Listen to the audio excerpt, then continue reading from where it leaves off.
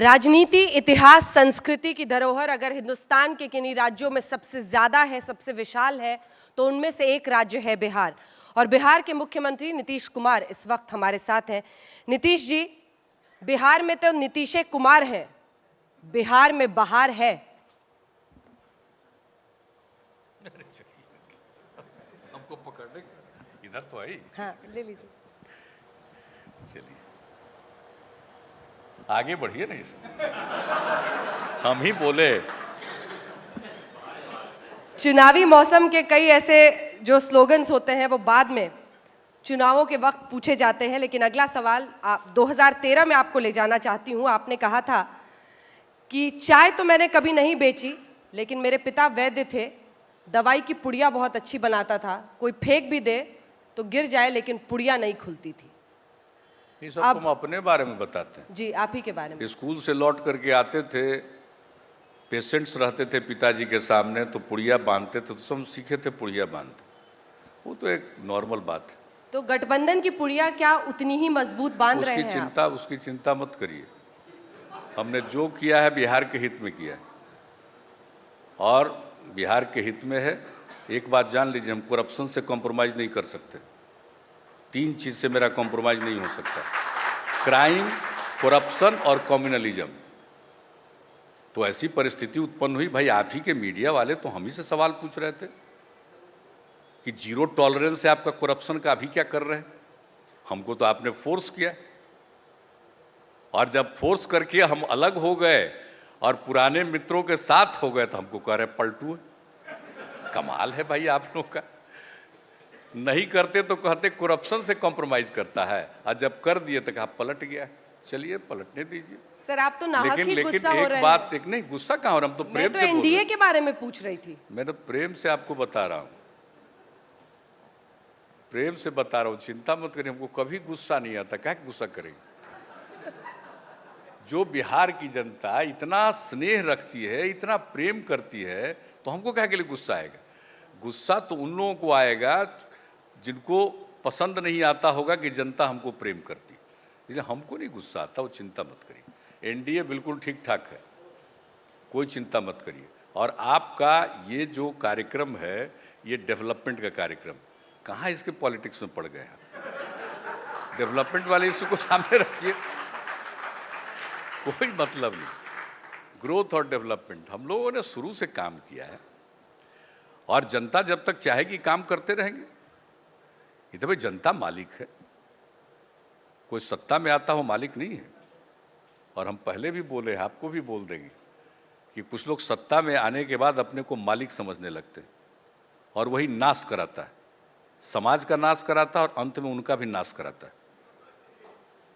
Development पर ही sir आपने मंच से अभी बोला इतना, इसीलिए कुछ पॉलिटिक्स के सवाल ले लेते हैं। 17-17-2-4 बता दीजिए सर, क्या ये सीटों का बंटवारा हो गया है? ये सब हम नहीं शेयर करते हैं किसी को। हमको मालूम था क्या होने वाला है, लेकिन हमने अपने पार्टी के लोगों को भी शेयर नहीं किया। जब हुआ तो बीजेपी के राष्ट्रीय अध्यक्ष श्री अमित शाह जी ने इसकी घोषणा की। अब आगे क्या होगा सब काहे चिंता कर रहे, कोई चिंता मत करिए, बहुत ठीक होगा। और एक बात हम बता देते हैं कि एनडीए जबरदस्त रूप से यहाँ पर जीतेगी लोकसभा के चुनाव, मत चिंता। कितनी सीटें सर? ये आप क्यों कहें, हम काहे चाहेंगे कि एक सीट भी हार जाए, लेकिन हम ये कैसे कहेंगे कि सब सीट जीतेंगे। ये भी कहेंगे कि सब सीट जीतेंगे तो 2 भी हार जाएंगे तो तुरंत सवाल करेंगे कि आप तो फलाने टाइम बोल रहे थे कि सब सीट जीतेंगे, 2 सीट हार गए, बोलिए। तो इसलिए हम कैसे बोलेंगे। उपेंद्र कुशवाहा जी से बात हुई है सर? नहीं, आगे बढ़िए, आगे बढ़िए, आगे बढ़िए। सर, उनका एक बयान आया कि 2020 में आप कुर्सी का इतना नीचे मत ले जाइए, स्टैंडर्ड इतना नीचे मत ले जाइए। अभी तो जरा ऊपर चल रहे हैं, इतना मत नीचे जाइए। चलिए, मुझे लगता है आपकी इसी बात में बहुत कुछ है। पासवान जी लेकिन साथ है। कुछ नहीं, आप जान लेते, हम किसी पर कुछ बोले आज तक? आप यहाँ जो पूछ रहे हैं, क्या बोलेंगे इन सब चीजों पर? कभी कुछ बोलते ही नहीं। अब कौन क्या बोलता है आप लोगों को, अब जैसे हो गया ना कि बीजेपी और जेडीयू का लोग लगा रहे थे कि जेडीयू को तो बड़ा बेइज्जती सामना करना पड़ेगा, तो ये होगा तो वो होगा। कोई कह रहा था 8, कोई कह रहा था 10, कोई कह रहा था 12, पूरा का पूरा हम लोग चुपचाप सुनते रहते थे। हम तो जानते थे कि बीजेपी के साथ हमारा क्या राजनीतिक संबंध है, जो भी बातचीत है, तो हम तो नहीं कुछ बोलते थे, हम तो उसके बारे में कुछ कहते ही नहीं थे, लेकिन लोग बोलते रहते थे। अब आजकल जब देख लिया कि 50-50 हो गया, तो कुछ और जरा उभारो, तो उस चक्कर में हम नहीं पड़ते। चलिए ठीक है सर, क्षमा इतना ही करिएगा, बता दीजिए। इतना हम आपको बता रहे हैं, एनडीए का परफॉर्मेंस जो लोग सोच रहे हैं उससे बहुत ज्यादा अच्छा होने वाला है, ये हम आपको बताते हैं। चलिए ये बता दीजिए कि बीजेपी अध्यक्ष के साथ आपने क्या ऐसी बातचीत की कि वो बराबर की सीटें देने पर राजी हो? अब यही हम आपसे शेयर करेंगे। बात है भाई, ये दो पॉलिटिकल लोगों के बीच की बात है, हम आपको कैसे शेयर करेंगे? कभी शेयर नहीं करेंगे। क्या बात होती है? ये सिर्फ जो दो बात पॉलिटिकल होती है, लोगों की बात बातचीत होती नहीं है, बड़ा नीतीश प्रेम कुमार से की। बात होती है, चाहे अमित शाह जी से हो या माननीय प्रधानमंत्री जी नरेंद्र मोदी जी से हो, प्रेम से बात होती है। अब उसमें हम क्या शेयर करें? कोई शेयर करने की चीज है? ये कुछ सवाल लोग- मैंने इसलिए पूछा क्योंकि तेजस्वी यादव ने आरोप लगाया है कि 2500 करोड़ के सृजन घोटाले में सीबीआई ने नीतीश कुमार का इसलिए साथ दिया ताकि एनडीए में वो शामिल हो सके। इस आरोप पर आपका क्या जवाब होगा? ये सब देखिए, आप लोग, हमको लगता है कहीं से बहुत ही फालतू चीजों के बारे में आप ध्यान केंद्रित रखे हुए। आपको ये पता है जिसका नाम सृजन घोटाला है उसको कौन पब्लिक डोमेन में लाया है? Are you aware? Ask mister Sujit Jha. ये मुझको रात में मेरे अधिकारियों ने बताया कि साहब वहां तो कमाल हुआ, भागलपुर में सरकार का पैसा जो बैंक में था उस बैंक अकाउंट से लोगों ने निजी तौर पर इधर से उधर किया। और रात में बताया था कोई 150-200 करोड़, सवेरे होते होते जब हम एक कार्यक्रम में जा रहे थे तो कहा 300 करोड़।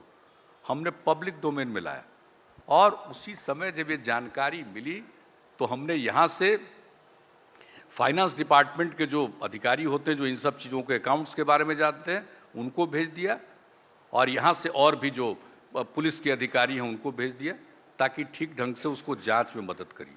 ये पब्लिक डोमेन में हम लोग लाए, सीबीआई को हम लोग हैंड ओवर किए। और ये कोई बात है? किस तरह की बात है ये? कितना घटिया और घिनौना बात है कि सरकार का अकाउंट में जो पैसा है उसको सरकार के ही कुछ कर्मचारी और दूसरे लोगों से मिल करके उस अकाउंट के पैसे का इधर से उधर दुरुपयोग करते हैं। ये लाइमलाइट में कैसे आया? वो इसलिए आया कि जो इस काम को करती थी वो चली गई, और पहला बार जो चेक बाउंस किया तो डीएम को मालूम हुआ कि भाई हमारे अकाउंट का पैसा ही चेक बाउंस कैसे किया है। और जब चेक बाउंस किया है तो मालूम हुआ, और जब डीएम को मालूम हुआ उसने इस पर काम करना शुरू किया, और जब इतने रुपए की बात आई तो उसने जानकारी दी और तुरंत यहाँ से मदद मिली, और तत्काल 3 से 4 दिनों के अंदर ही सारी बात आई। लेकिन चूंकि बैंक से रिलेटेड बात थी, हम लोगों ने समझा कि नहीं इसको सीबीआई को हैंडओवर करना चाहिए, सीबीआई को दे दिया।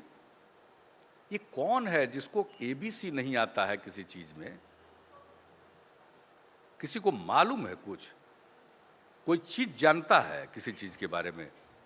इसके बारे में तो किसी को मालूम नहीं, न जाने कितने दिनों से काम हो रहा, अभी तो जांच ही चल रही है, कब से ही धंधा कर रहा था, लेकिन पता नहीं चलता था। क्योंकि जब मालूम था नीचे के कुछ लोगों को कि जब सरकार का उसका जाएगा चेक तो उस समय उसमें पैसा डाल दो। अब इस तरह का बैंक और सरकार के कुछ लोगों का मिलकर के कर्मचारियों का जो ये धंधा चलता है, इसको न सिर्फ पब्लिक डोमेन में लाया, इसकी जांच के लिए हम लोगों ने सीबीआई को जिम्मेवारी दी। ये काम चल रहा है। इन सब चीजों पर क्यों आप लोग चिंता करते हैं? इसमें देखिए गड़बड़ करने वाला है, एक नहीं बचने उचने वाला है। अगर कोई बचा है आज तक? अरेस्ट नहीं हुआ है। कहाँ अरेस्ट? जो ये मुख्य तो जाने आरोपी- सीबीआई जाने ना कि कौन अरेस्ट होगा, कौन नहीं होगा, क्या होगा। ये काम जो पुलिस इन्वेस्टिगेशन चलता है उसके बारे में क्वेरी नहीं करना चाहिए इस तरह से। ये क्या वो हम लोगों के अधीन है क्या? ये नहीं, तेजस्वी यादव का आरोप था, छोड़िए उस ना, पर मैंने जवाब मांगा तो आपसे। उत्तर आप उसी का जवाब देंगे नहीं, कि हम आपका महागठबंधन- जवाब दे रहे हैं, ठीक है, तो महागठबंधन के और सवाल का जवाब आपको है। सलाह दे रहे हैं कि कुछ स्तर ऊंचा रखिए। इंडिया टुडे का स्तर बहुत ऊंचा है। महागठबंधन इंडिया टुडे को इतना नीचे मत ले जाइए, ये हाई स्टैंडर्ड का मैगजीन है। अब कहाँ लो स्टैंडर्ड पर ले गए हैं आप? 2-2 सवाल में लगा। अरे अरे हाई स्टैंडर्ड का मैगजीन रहा है, ये जब से छप रहा तब से हम लोग पढ़ते रहे। तो इसको ऐसे प्रश्नों को मत ले जाइए। और जैसे आप सर्वेक्षण विकास का किए हैं वैसे इस पर भी करा लीजिए ना पूरे का सर्वेक्षण, कि यहां पर सरकार की तरफ से किसी को कभी गड़बड़ करने वाले को बचाया गया है या किसी को गड़बड़ी के आरोप में झूठा आरोप लगाकर किसी को फंसाया गया है। 13 साल है, आप एक उदाहरण बता दीजिए, अध्ययन करवा लीजिए। हम लोगों का काम है काम करना, और 3 चीज आपको बता दिया, उससे कोई कॉम्प्रोमाइज नहीं करना। न कोई क्रिमिनल केस को कभी बख्शा जाता है, न किसी को फंसाया जाता है जबरदस्ती कि हाँ ये इसको क्राइम के केस में डाला, वही करप्शन का है। लेकिन ये आप दावा कर सकते हैं क्या कि जितना करप्शन का केसेज है सब आपके संज्ञान में आ जाएगा? ये कोई बताइए तो। और जरा सा बिहार का स्थिति देख लीजिए, जरा और गहराई से अध्ययन करना चाहिए ना। जरा हम लोगों का जिस तरह से काम धाम है उसको देख लीजिए, और जगहों पर किस तरह से काम धाम हो रहा है तो उसको देखना चाहिए। तो इसलिए मैं आग्रह यही करूंगा कि आप इसके बारे में किसी तरह की चिंता में मत पड़िए। कोई करप्शन के साथ न हम लोगों ने कॉम्प्रोमाइज़ किया है न कॉम्प्रोमाइज़ करेंगे। लेकिन मैं एक बात जरूर कहूँगा, और मीडिया के लोगों को मैं कहूँगा कि आप खुद ही देख लीजिए, जिस दिन कोई करप्शन का चार्ज किसी पर है और सवाल हमसे पूछा जा रहा था कि करप्शन पर 0 टॉलरेंस कब तक आप कैसे बर्दाश्त किए हुए, अब आज भूल गए सब, भूल गए सब लोग, कोई चर्चा ही नहीं करता है। चार्जशीटेड के बाद भी कोई चर्चा नहीं करता। What is this? आप इस तरह का अप्रोच रखिएगा और करप्शन को खत्म करवा पाइएगा? देखिए, इस पर कोई कॉम्प्रोमाइज नहीं होना चाहिए, और करप्ट को कभी प्रोमिनेंस नहीं देना चाहिए जब तक कि उसका चार्जेस अगर प्रूफ नहीं होता और मालूम हो जाता है कि वो बेदाग है। तो इसलिए इन सब चीज़ों पर जब तक ध्यान नहीं दीजिएगा, और अनावश्यक डिबेट्स में आपने कभी देखा है हम कभी कुछ बोलते हैं, किसी इंडिविजुअल पर बोला है हमने? क्यों नहीं बोलते अरे सर? क्यों बोले, उसमें हमारा विश्वास ही नहीं है। आप मेरे चुनावी भाषणों को देख लीजिए, हम रोज बोलते हैं पब्लिक के बीच में, उसको देख लीजिए तो पता चल जाएगा कि हम अपने काम के बारे में बोलते हैं, सिद्धांत के बारे में बोलते हैं, गांधी जी के विचार के बारे में बोलते हैं, जेपी के बारे में, लोहिया जी के बारे में, बिहार में कर्पूरी ठाकुर जी ने काम किया उसके बारे में। क्यों हम किसी के बारे में बोलें? भाई लोकतंत्र है, जिसको जो मर्जी है बोलता रहे।